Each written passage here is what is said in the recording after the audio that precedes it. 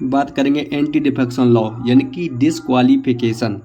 ये डिस्क्वाली member of parliament के बारे में, उनके सदस्यों के बारे में होती है, तो उसको समझेंगे क्योंकि बहुत मतलब कि बच्चों की डिमांड थी कि वीडियो बनाइए सर, तो उसमें मतलब कि इसमें वीडियो बना देते तो आपकी ये कॉन्सेप्ट समझ में आ जाएगा। दल बदल के आधार पर अयोग्यता या निरर्हता। संविधान के अनुसार किसी भी व्यक्ति को संसद की सदस्यता से अयोग्य ठहराया जा सकता है, यानी कि उनको वहाँ से मतलब कि योग्य होंगे तो अयोग्य कर दिया जाएगा, मतलब कि वहाँ पर बैठने नहीं दिया जाएगा अगर उसे 10वीं अनुसूची के उपबंधों के अनुसार, जो कि मतलब कि प्रोविजन दिए हुए हैं 10वीं अनुसूची 12 होती हैं, उनमें से 10वीं, तो दल बदल का दोषी पाया जाता है तो ये मतलब तब लागू होती है।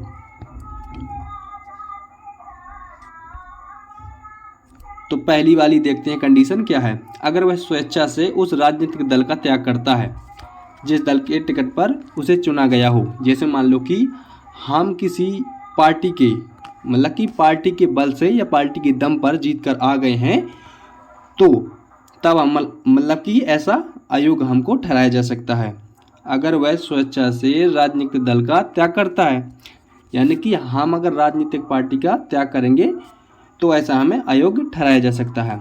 अगर वह अपने राजनीतिक दल द्वारा किसी निर्देशों के विरुद्ध सदन में मतदान करता है या नहीं करता है, यानी कि जैसे मान लो कि पार्टी ने हमें कहा कि यहाँ पर वोट करना है आपको या तो नहीं करना है, जैसा वो कहेगी पार्टी, अगर हम पार्टी की बात नहीं मानते हैं तब भी हमको मतलब कि अयोग्य ठहराया जा सकता है। जो भी मतलब कि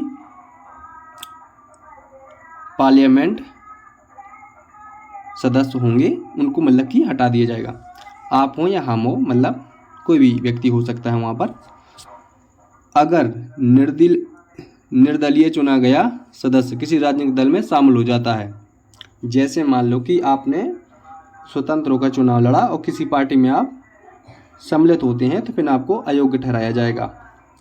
और इसके बाद है लास्ट कंडीशन, अगर कोई नामित या नाम निर्देशित सदस्य 6 महीने के बाद किसी राजनीतिक दल में शामिल होता है, यानी कि 6 महीने के बाद, जिसे मान लो कि जो 12 सदस्य होते थे नामित कर दिए जाते थे राष्ट्रपति के द्वारा, उनमें से जैसे मान लो कि यहाँ पर कोई व्यक्ति मतलब कि राजनीतिक दल में शामिल होता है तब भी अयोग्य ठहराया जाएगा।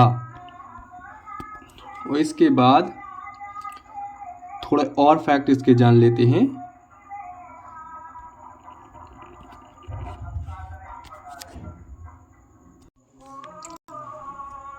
इसमें 52 अमेंडमेंट एक्ट है जो कि 1985 में हुआ था, इनकी 1985 में हुआ था। 10वीं अनुसूची के तहत निरर्हता के सवालों का निपटारा राज्यसभा